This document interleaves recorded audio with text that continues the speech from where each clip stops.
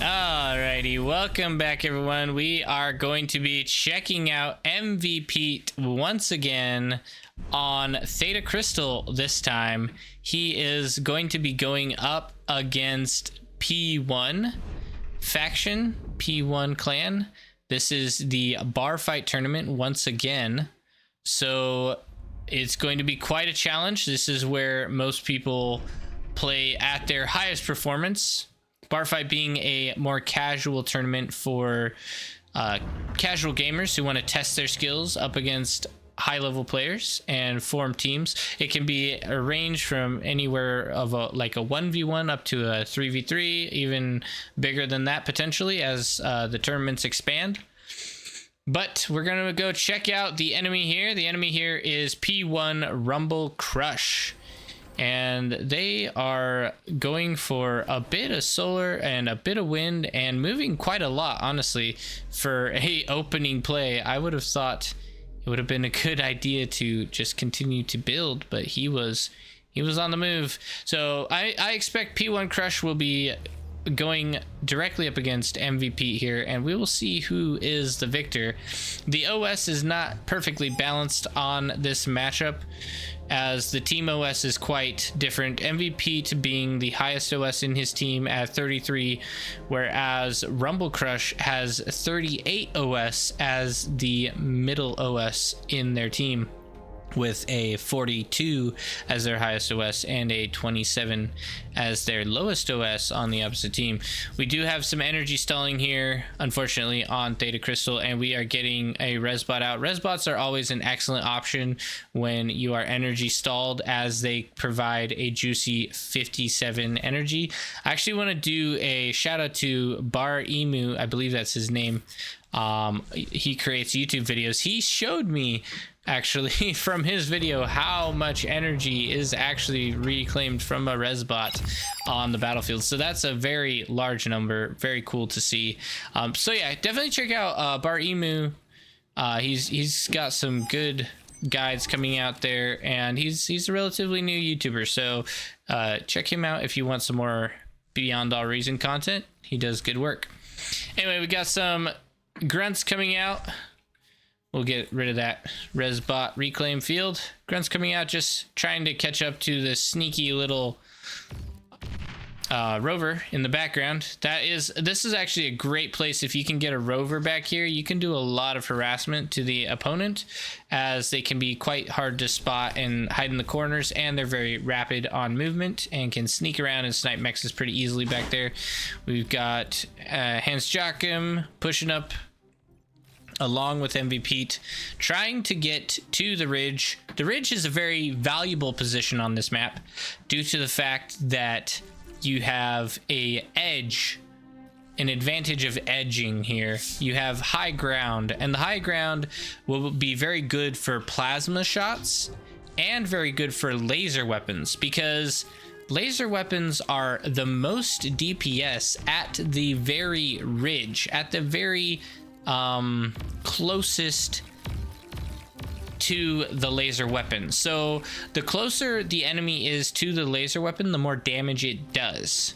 And so having your laser weapons on a ridge like that can help you get a little bit more DPS out. Just something to keep in mind. Anyway, they end up pushing past the ridge, which is fine, but also dangerous. You don't want too much of that metal to end up in the enemy's hand and for them to gain control of it. MvPete pushed his commander forward. It looks like he's got a con out here working on getting just a little bit of build power on his main bases here. So that's always good to see. We got another construction bot here. It just idled. I think it would at least be beneficial to maybe suck up some of these solar panels as we're overflowing energy. We also have another construction bot working on these mexes with that radar tower. That would be very big, very huge. We got a radar tower coming up on the ridge. Having the ridge advantage here is a massive play by the blue team, as I think the ridge is one of the most valuable areas on this map. If you've been enjoying the video, definitely be sure to subscribe. It helps out the channel a lot and helps with other people finding Beyond All Reason content.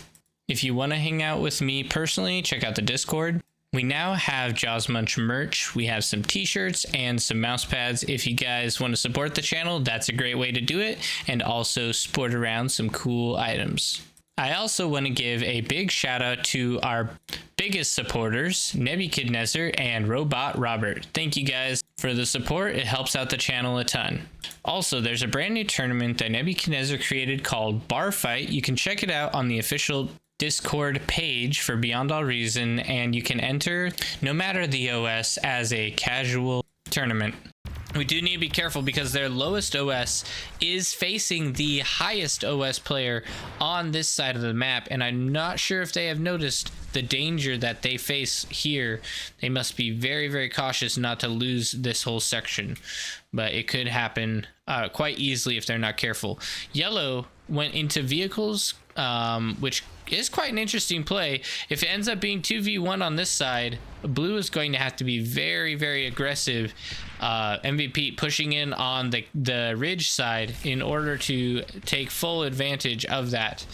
And that's something you have to be cautious with these smaller team games, is you have to make sure you know where everyone is positioning themselves and try to get full advantage from that positioning. It looks like MvPete is going for a lot of turrets here. T1 turrets can be very useful, but maybe not quite enough knowledge of what's happening on the other side of the map. That could be an issue. We do have the benefit of knowing exactly what's going on. We can see all, whereas his vision may be a little bit more limited. He does have a decent amount of view of the base and mobility. And so hopefully he realizes there's a limited time frame before his teammate ends up getting pushed in and crushed. So let's check out the economies here. We haven't really done a lot of economy scaling on MvPete's front line here. It looks like he's potentially going for just a very greedy hold. We do have some tanks that pushed in. These tanks are underwater or amphibious tanks as well. The pincer, very, very effective tanks, and if they are supported and used very carefully, they can do lots of unusual damage that you wouldn't expect coming in from a water area that you might consider to be safe in a normal circumstance. So blue correctly so has come over to start supporting turquoise on this side. CBSH or CBSCH helping him to defend against these guys. It looks like blue is largely just pumping units and then giving them to micro to his allies, which is definitely a good play. The pounders here getting plenty of value, but getting rather weak, as rocket bots are definitely one of the weaknesses to the pounder. They have to be very cautious of the rocket bots. It looks like we've also got a run by over here. That's not good. They're gonna definitely get some mech snipes on this side, maybe even kill that constructor. Constructors are always an excellent target for units that get through on a raid. And we even got some economy damage here, getting potentially another construction bot here if we are lucky, going for that mechs instead. Not a bad play. And closing up these energy or solar panels. That might cause a little bit of energy stalling. And we even end up getting another mech. This guy's getting lots of value here. Lots of value. And really distracting the whole entire team. The front line struggling. Commander down on the front. And like we've discussed in the past, commander corpses are very, very valuable. You have to highly prioritize these, and the Reds commander is just relaxing, having a grand old time, slowly walking up towards that corpse where he will eventually end up. It is actually very interesting to see that the Centurion is getting some usage out here on the battlefield now, whereas before it was a lot less commonly used. And on the ridge side here, we are doing quite well, but not pushing through enough to really cause an issue. There is a big ball of units here which could potentially break in and through this line, but it seems to be pretty neck and neck. Probably not quite enough res bots to heal all of these units properly, and honestly, green should be thinking about going for resurrection here. Every little unit counts, every little scrap of metal counts in these small team games and in a tournament style game. So going for resurrection, if he has the opportunity, is going to be a big play. MvPete taking control of the water, obviously not liking the harassment from the pincer attacks, decided to push through, and surprisingly we have the red commander down here, which means that now the blue team does have the potential of being able to reclaim that corpse and get their advantage back as well. Let's go ahead and do an economy check. We've got a decent amount of solar panels, but MvPete still, I mean, he is slowly scaling his wind turbines in the back here. Not a lot of scaling aside from that. We've got a second T1 bot lab here, which is honestly a little bit surprising on my end. I would have thought maybe going for vehicles would have been a better decision. Potentially he's going to be looking at doing some spam. Yep, that's what we got going here. A decent amount of grunt spam, and then pumping thugs with the other lab as well.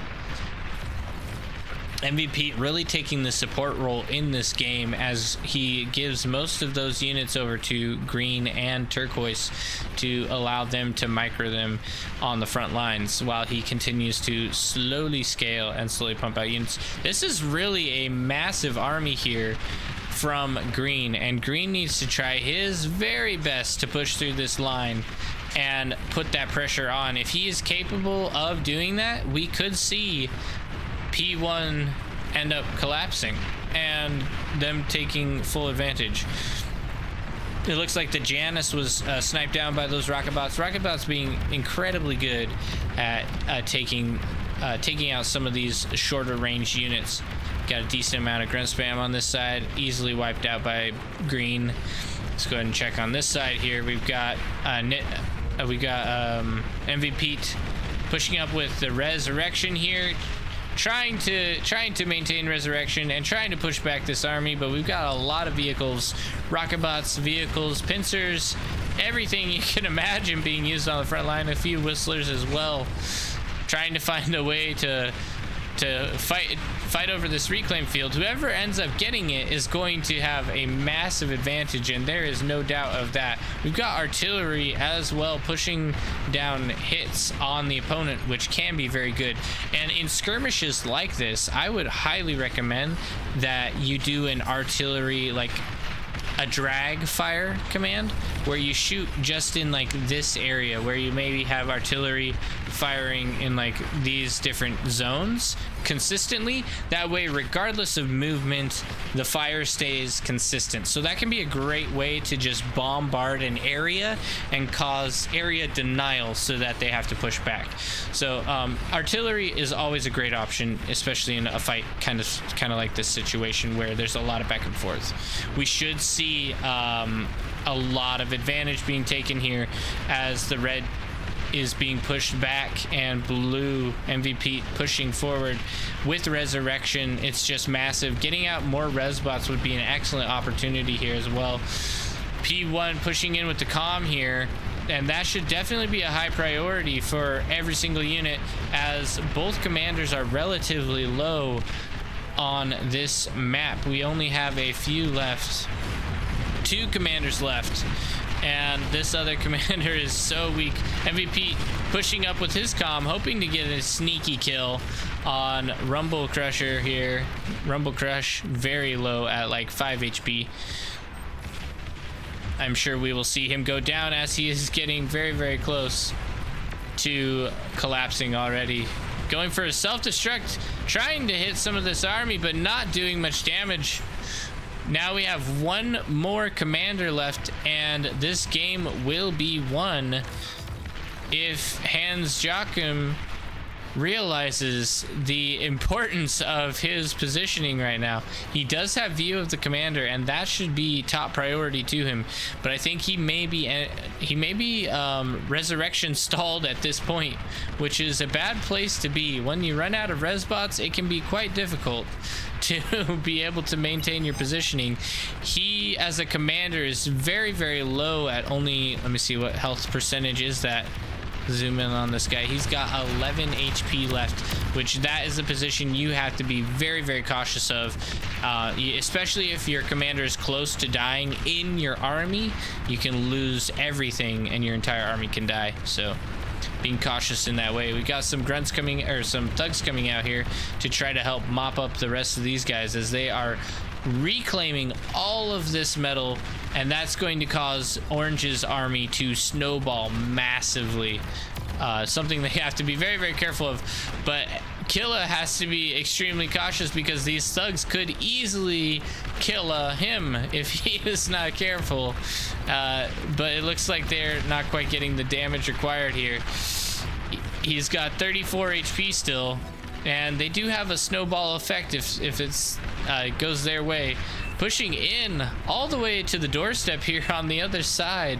MvPete coming in with several tanks mixed with thugs, a couple Janus, a couple pounders. Really just an unwinnable position here for the red team as they have lost all momentum, and the resurrection and reclaim is just unstoppable on this side of the map.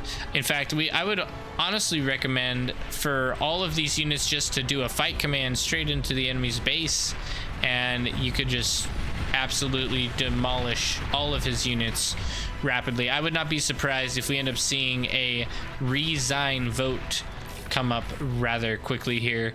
The economies are looking pretty good. We got a T2 vehicle out here, which we might not even need.